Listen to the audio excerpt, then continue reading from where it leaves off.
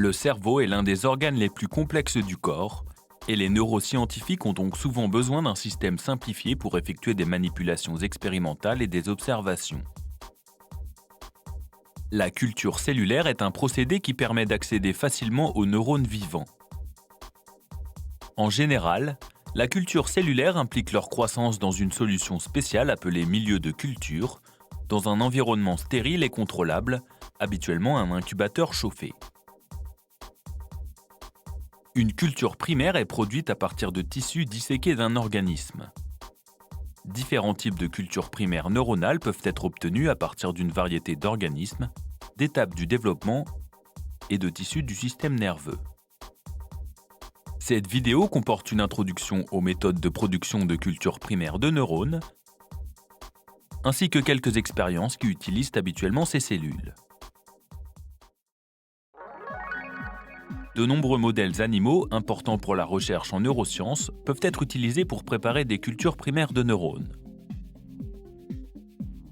À partir de souris et de rats, deux des mammifères les plus utilisés en recherche biomédicale, du tissu neuronal d'embryons, de nouveau-nés ou d'adultes peut être disséqué pour être cultivé. Les embryons et nouveau-nés sont préférablement utilisés car leurs cellules cérébrales sont immatures et présentent moins de risques d'être endommagées. Différents tissus du système nerveux peuvent être isolés et utilisés pour produire différents types de cultures primaires neuronales.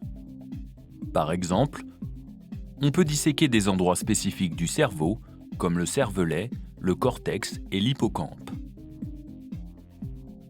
La moelle épinière ou les composants du système nerveux périphérique, comme le ganglion sacré, peuvent aussi être disséqués et cultivés pour obtenir des types de neurones spécifiques. Quelle que soit l'origine du tissu, la méthode générale pour réaliser des cultures primaires neuronales peut être résumée en quelques étapes importantes: la dissection, la dissociation, la mise en culture et l'entretien. Commençons la revue en profondeur de ces étapes par la première, la dissection.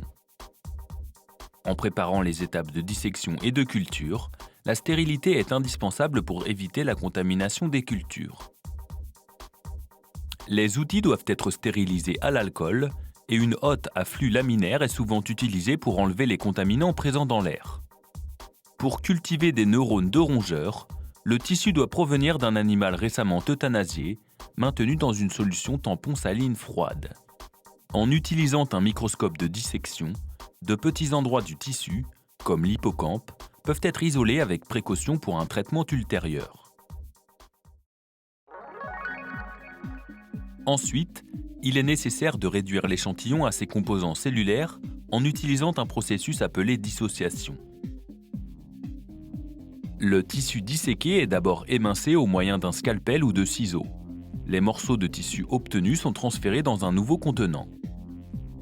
Une enzyme protéolytique, comme la trypsine ou la papaïne, est ajoutée pour digérer les protéines de la matrice extracellulaire qui lie les cellules entre elles. Après une courte incubation dans un incubateur chaud ou au bain-marie, les morceaux de tissu sont lavés délicatement avec une solution tampon pour éliminer les enzymes. Les morceaux de tissu ramollis peuvent maintenant être dissociés par trituration, qui consiste à faire passer le tissu à travers une pipette à plusieurs reprises, de manière à obtenir une suspension monocellulaire. À ce moment, les cellules peuvent être comptées pour en déterminer la concentration et leur viabilité peut être vérifiée avec des colorants comme le bleu tryptan, ce qui permet de calculer la dilution idéale pour favoriser la croissance cellulaire. Enfin, les neurones sont prêts à être mis en culture. Revoyons certaines des mesures importantes à suivre afin de les maintenir en vie et en bonne santé. La composition du milieu de culture utilisé pour la croissance des neurones est très importante. On ajoute habituellement au milieu des suppléments spécifiques qui aident à la survie et à la croissance des neurones. On peut aussi ajouter des médicaments qui inhibent la division de cellules non neuronales, comme les cellules gliales. Une fois que la suspension cellulaire de neurones est mélangée avec le milieu, les cellules sont prêtes à être mises en culture dans les contenants choisis. Il peut s'agir de boîtes de culture et de plaques ou lamelles de verre placées à l'intérieur de ces contenants. Puisque les neurones ne peuvent pas croître directement sur du verre, les lamelles sont traitées préalablement pour obtenir une meilleure surface pour la fixation et la croissance cellulaire. Ces traitements peuvent inclure un revêtement avec des protéines synthétiques de la matrice extracellulaire, par exemple la polylysine et la laminine, ou un grattage à l'acide pour rendre la surface rugueuse. Une fois mis en plaque, les neurones sont cultivés dans un incubateur chaud et humide. La croissance du processus neuronal peut être observée en quelques heures jusqu'à plusieurs jours. Pour maintenir les cultures, une partie du milieu est remplacée par du milieu frais une fois par semaine. Typiquement, des cultures neuronales primaires sont utilisées pour des expériences de quelques jours à quelques semaines après la mise en culture. Maintenant que vous avez des neurones en culture, qu'allez-vous faire avec ces cellules ? La manipulation génétique par transfection ou transduction virale est une méthode de base utilisée sur les cultures de neurones. Du matériel génétique codant, comme une protéine mutante, peut être introduit dans les neurones en culture pour altérer les fonctions neuronales. Sinon, la transfection d'ARN double brin est une technique efficace pour bloquer l'expression des protéines. La disponibilité de multiples méthodes et réactifs pour la manipulation génétique rend cette application particulièrement utile pour une grande variété de questions de recherche. Un exemple de question à laquelle on peut répondre grâce à la transfection de cultures de neurones est « Où et de quelle manière certaines protéines ou complexes protéiques évoluent au sein des différentes structures morphologiques du neurone ?» Pour obtenir la réponse, des neurones sont transfectés avec de l'ADN codant pour la protéine d'intérêt, qui peut être couplée avec une protéine fluorescente comme la Green Fluorescent Protein ou GFP. Les habitudes de déplacement et la localisation de la protéine fluorescente marquée peuvent alors être surveillées par imagerie en temps réel. Cette méthode peut être utilisée pour étudier par exemple le trafic de récepteurs de neurotransmetteurs à la surface de la cellule.